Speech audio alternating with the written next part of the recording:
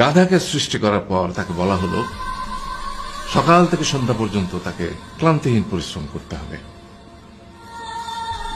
সারা জীবন তাকে পিঠে ভারী বোঝা বইতে হবে, খেতে পাবে শুধু ঘাস, আর তার মাথায় কোনো বুদ্ধি থাকবে না। তার আয়ু হবে 50 বছর। গাধা করজোড়ে সৃষ্টিকর্তাকে বলল, আমি এত বছর বাঁচতে চাই না, আমাকে 20 বছর আয়ু দেওয়া হোক। সৃষ্টিকর্তা সেটাই মঞ্জুর করলেন। কুকুরকে যখন সৃষ্টি করা হলো তখন তাকে বলা হলো যে সে হবে মানুষের সবচেয়ে বড় বন্ধু, কিন্তু সে খাবে মানুষের উচ্ছিষ্ট, এবং তার আয়ু হবে 30 বছর। কুকুর সৃষ্টিকর্তাকে বলল, আমি এত বছর বাঁচতে চাই না, আমাকে 15 বছর আয়ু দেওয়া হোক। সেটাই মঞ্জুর করা হলো। এরপর বানরকে বলা হলো, তুমি শুধু গাছের এ ডাল থেকে ও ডালে ঝুল খাবে এবং নানান রকম ফন্দি ফিকির করে মানুষকে আনন্দ দিবে, তোমার আয়ু হবে 20 বছর। মানুষ বলল, আমি 20 বছর বাঁচতে চাই না, আমাকে 10 বছর দেওয়া হোক।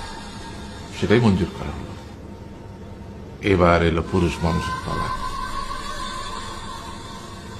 তাকে বলা হলো যে তুমি হলে প্রাণীকুলের মধ্যে সবচেয়ে বিচক্ষণ এবং বুদ্ধিমান, সেই জন্য তোমাকে প্রাণীদের শিরোমণি করা হলো এবং তোমার আয়ু হবে 20 বছর।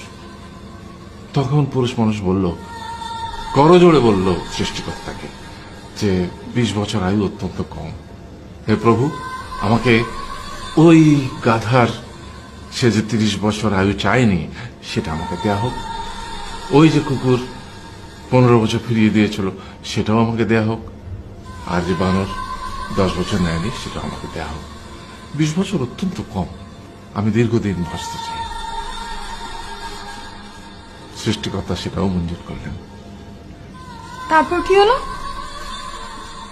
সেই থেকে ছেলেরা পুরুষ মানুষ হিসেবে বাঁচে 20 বছর, তারপরের 30 বছর সংসারের বোঝা পিঠে করে বয়ে বেড়ায়, সেটা কার মতো? গাধার মতো। তারপরের 15 বছর সে তার ছেলে মেয়েরা যা দেয় সেই রকম ঠিক কুকুরের মতো উচ্ছিষ্ট খেয়ে বাঁচে। আর তারপরে বৃদ্ধ বয়সে ঠিক বানরের মতো, যেমন গাছের এডাল থেকে ওডাল ঝুল খায় বানর, তেমনি এই ছেলের বাড়ি থেকে ওই ছেলের বাড়ি, আর নানান রকম ফন্দি ফিকির করে তার নাতি নাতনিদের আনন্দ দেওয়ার চেষ্টা করে।